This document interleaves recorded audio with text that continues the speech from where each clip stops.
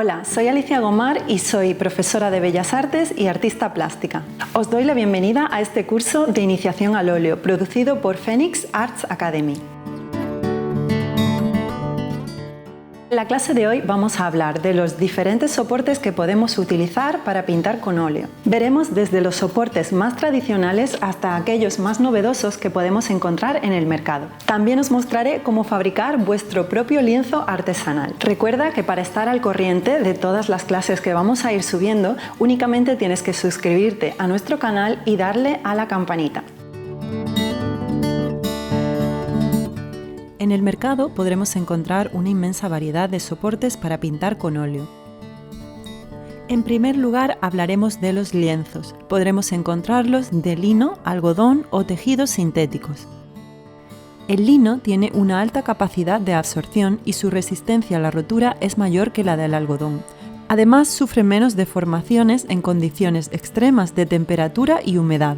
El cultivo del lino es más sostenible que el de otros tejidos y además es biodegradable y reciclable. El algodón ofrece también una calidad profesional a un precio algo inferior al del lino. También existen soportes de algodón con una imprimación especial para pintar con acuarela.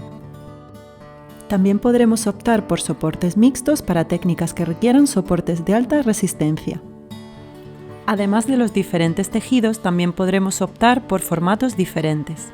El uso de un formato u otro dependerá de los intereses específicos de cada artista. La tabla de madera es un soporte tradicional que durante siglos fue fundamental en la pintura. Es el soporte ideal para óleos por su estabilidad y dureza, aunque su transporte es más complicado que el de los lienzos, que pueden ser desmontados y enrollados.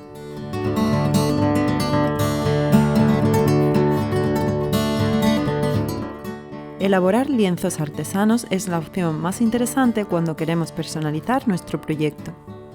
Podemos encontrar en el mercado bastidores de madera específicos para crear nuestro propio soporte. Hay que asegurarse de la correcta posición de los listones, ya que poseen un canto redondeado que elevará la tela levemente del bastidor para evitar que apoye sobre la madera y que aparezcan marcas al pintar.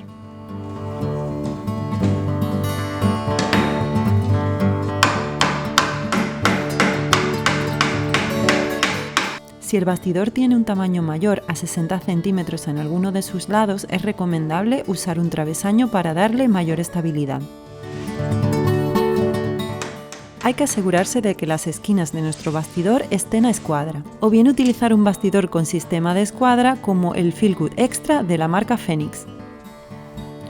Por tratarse de un tejido de alta calidad y sostenible con el medio ambiente, voy a utilizar lino para montar mi bastidor. He elegido un tejido de grano medio de 450 gramos y con 3 capas de imprimación universal. También podremos optar por un lienzo sin imprimación y aplicar la imprimación al gesso una vez hemos montado el lienzo sobre el bastidor. Cortaremos nuestra tela con un margen suficiente para poder sujetarla con comodidad una vez estamos tensando el lienzo.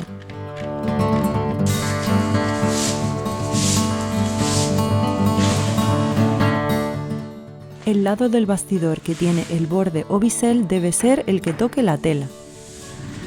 Usaremos una grapadora para tapizar y un tensor para lienzos. Comenzaremos poniendo una grapa en el centro de uno de los lados. El tensor es una herramienta muy útil para procurar una correcta tensión y distribución de la fuerza. Una vez hemos colocado una grapa en el centro de cada bastidor, procederemos grapando desde el centro hacia afuera. Por último, doblaremos las esquinas intentando que al hacerlo no nos queden arrugas.